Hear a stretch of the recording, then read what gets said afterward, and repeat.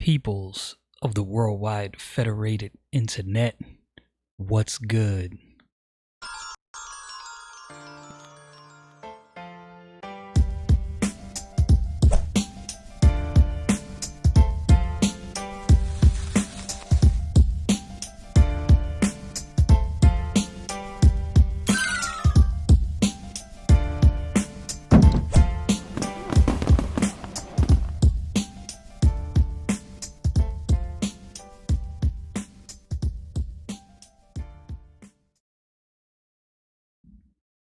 Sometimes I try to make sense out of things that don't make sense.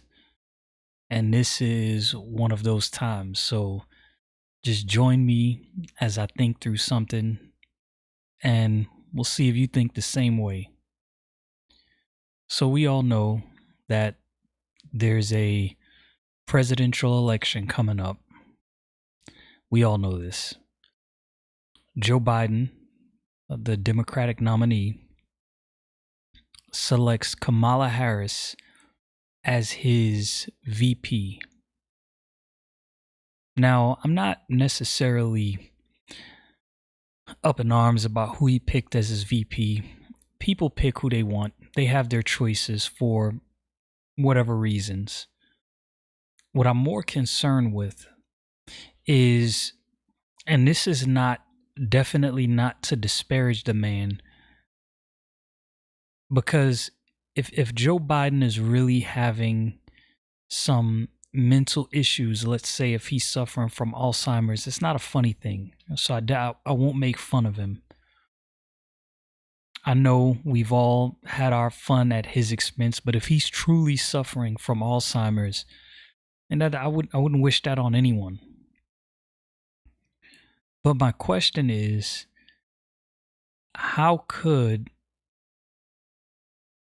a political party put someone like that at the forefront? Now, this is not one of those videos where I'm going to, like I said, attack Joe Biden and attack his mental prowess, but I'm going to question his mental prowess just based off interviews that he's done, things that he said, and it appears to me as though his thoughts are not coherent.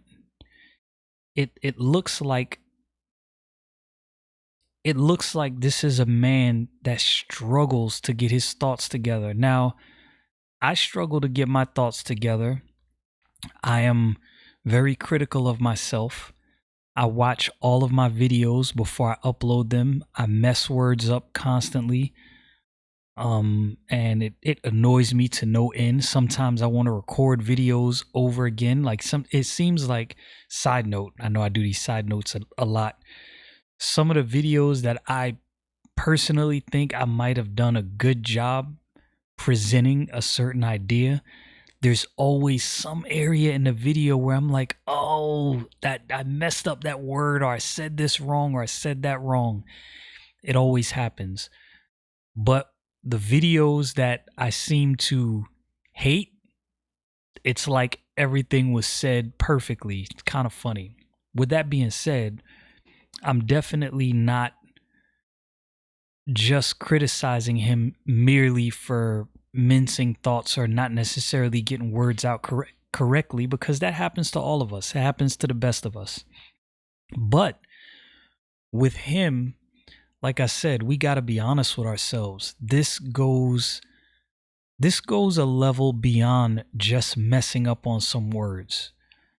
So that made me think, what would make a political party put up and endorse, for all intents and purposes, a candidate such as Joe Biden?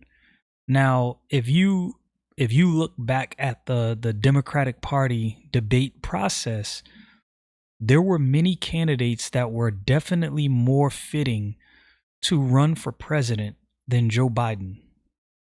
So I don't understand. I'm not presuming anything. Now, I have thoughts.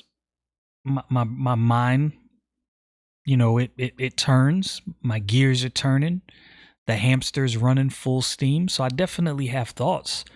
but I'm not going to presume anything necessarily like concrete from the Democratic Party, but I have questions.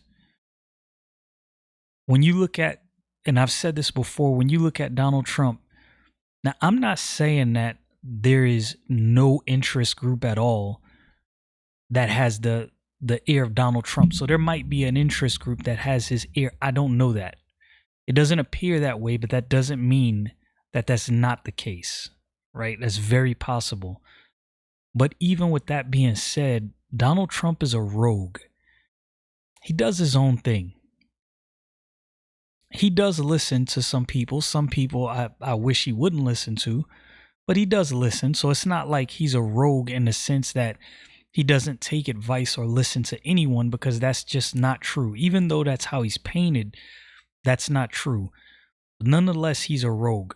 This is, if you look at his life, even outside of politics, before he became president, he was always a millionaire playboy outsider, in the sense that he didn't necessarily do all the things everybody else did.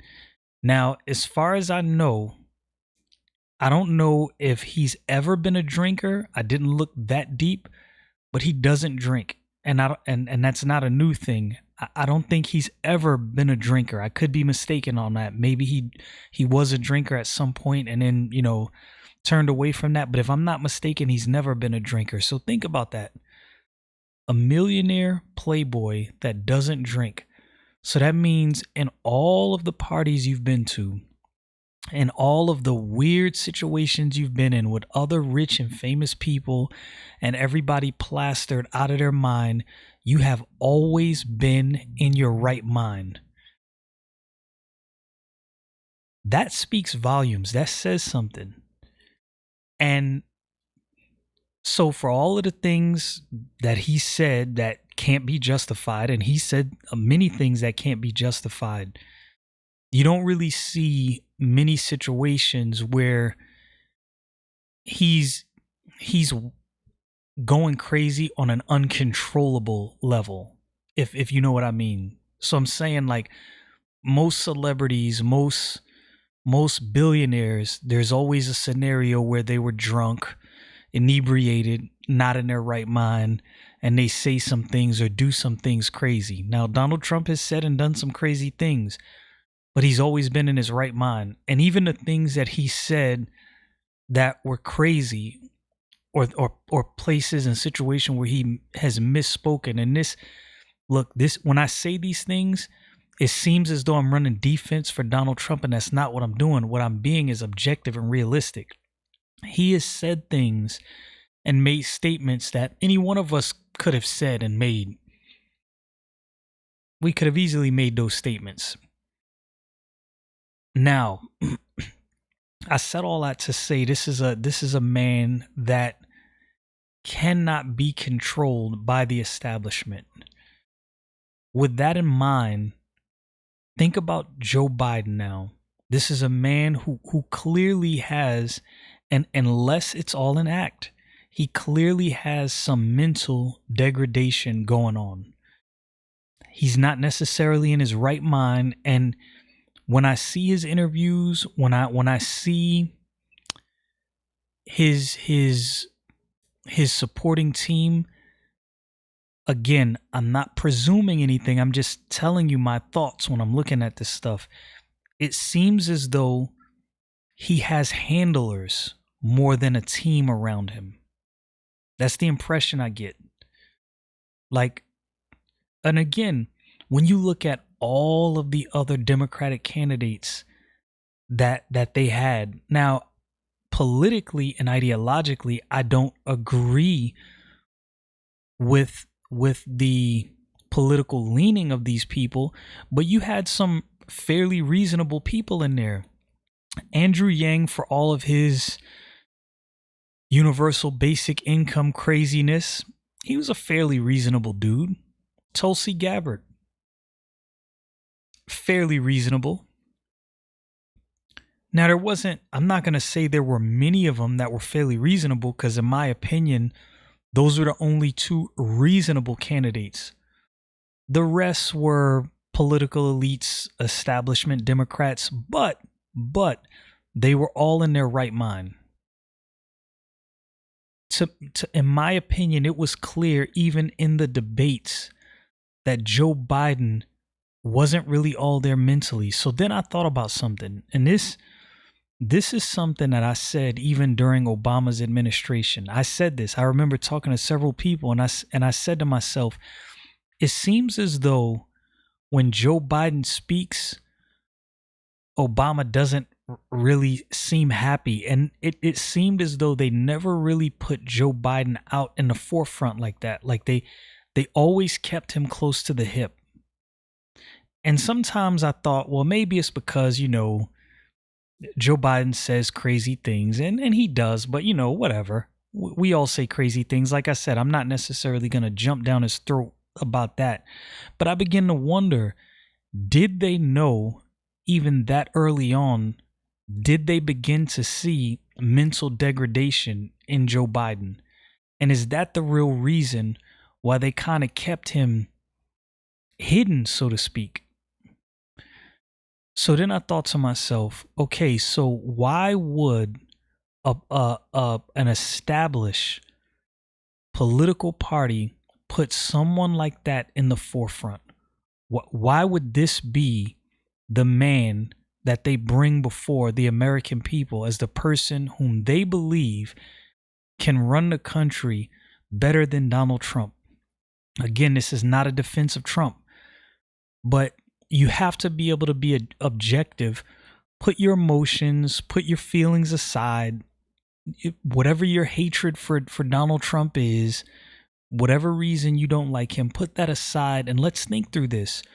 Why would they put up Joe Biden, who we can watch his interviews, and this is not, like, again, this is not disparaging his character. This is just saying realistically, we can watch his interviews, we can listen to him talk, and you can tell that there's something he's going through mentally. Whether it's Alzheimer's, I don't know, or something else, I don't know what it is, but he is definitely not all there. There's definitely some mental, what is it called? Mental acuity problems. I think that's how you say that. It could be wrong, but I'm pretty sure that's the correct term. There's something not there. There's some problem going on. So then that's when my mind starts racing. Okay, so why would they put him in the forefront against Donald Trump? What possibly could he offer over Trump? You don't have to like President Trump, but the man appears to be sharp, especially for his age. As a matter of fact, I just watching him speak. Now, this is not saying that Donald Trump is some genius. That's not what I'm saying. But he's a sharp guy. No matter what you think about him, you have to acknowledge that this is a sharp guy who definitely has his wits about him. That's one thing you cannot take from Donald Trump. He has his wits about him, but he can't be controlled. Again, because I know there'll be people out there that'll say, oh, he definitely has some special interests behind him. I'm not saying he doesn't have some special interests. I'm not making that argument. I would never be able to prove that even. What I'm saying is he seems to be a man that has his own mind and he has a direction that he believes the country should go. And look, in my lifetime, I have never seen a president run on a platform, get into office, and actually push forward with all of the platform items he ran on. I've never seen that. Donald Trump is the first time I've ever seen that.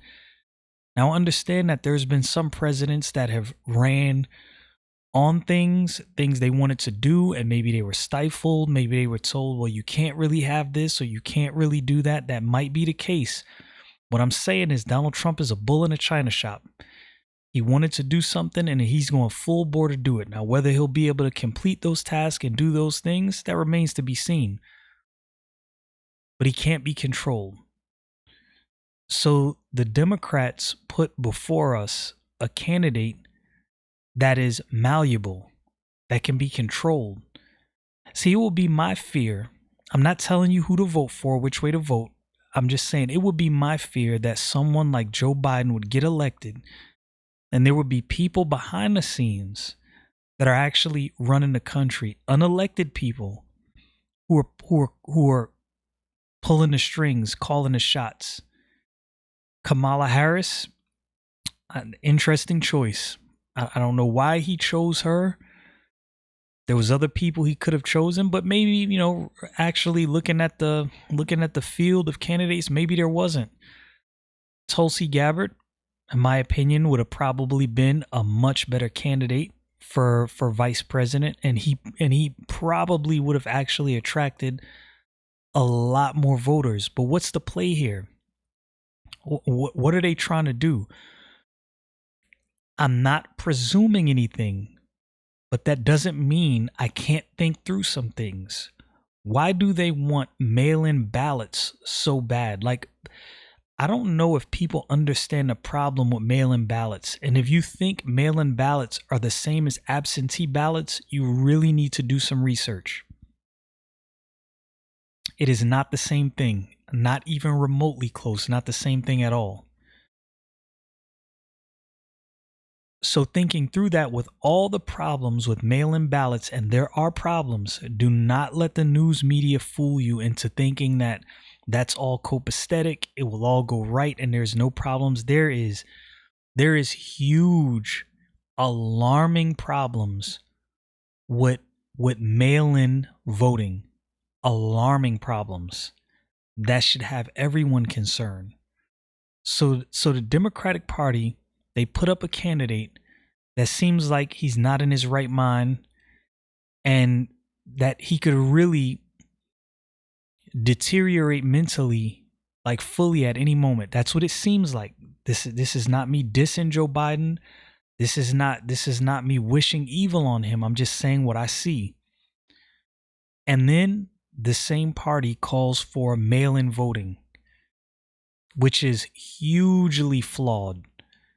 And people have so much hatred for President Trump that because he said it was flawed, well, then it must be okay because he said it's flawed. We need to get out of this thinking, right? I'm not of the mindset that just because a Democrat says something, I have to be on the other side of that issue.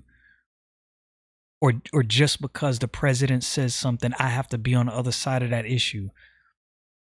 When something is said, there's a problem with mail-in voting. So I didn't even have to really dig deep. Cursory look, you could see there's huge problems with mail-in voting. This is not smoke and mirrors. There is real problems with mail-in voting. Easiest way to steal an election. Easiest way by far. So there are 4 riots. There are 4 protests. People can go out in the thousands crowded on top of each other and protest, but you can't go vote in person? And you want mail-in voting, which is hugely flawed. And an election could easily be rigged that way. And you're running a candidate that seems and appears as though he does not have the mental capability to stay strong enough, long enough to even carry out the duties of President of the United States. What is really going on? I'm not presuming anything, right? So I'm not holding to anything concrete saying, oh, they're doing this because this is exactly what they're planning, X, Y, and Z. That's not what I'm doing. These are just questions. What is going on?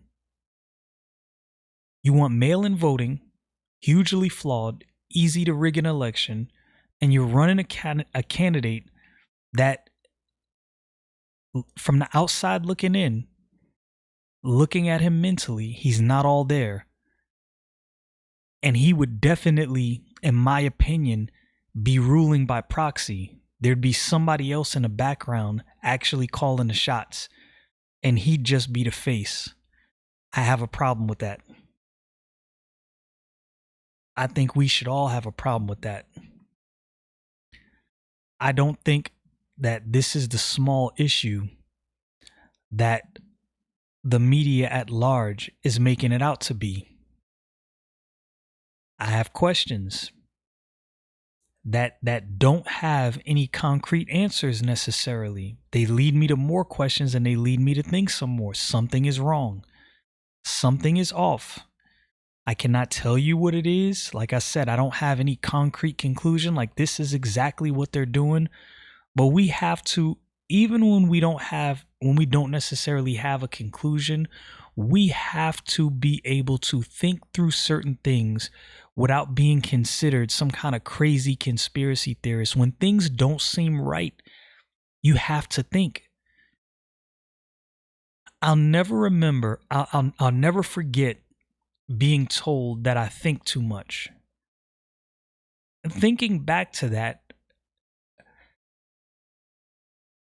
I can understand overthinking, right? Because some people do have problems with overthinking.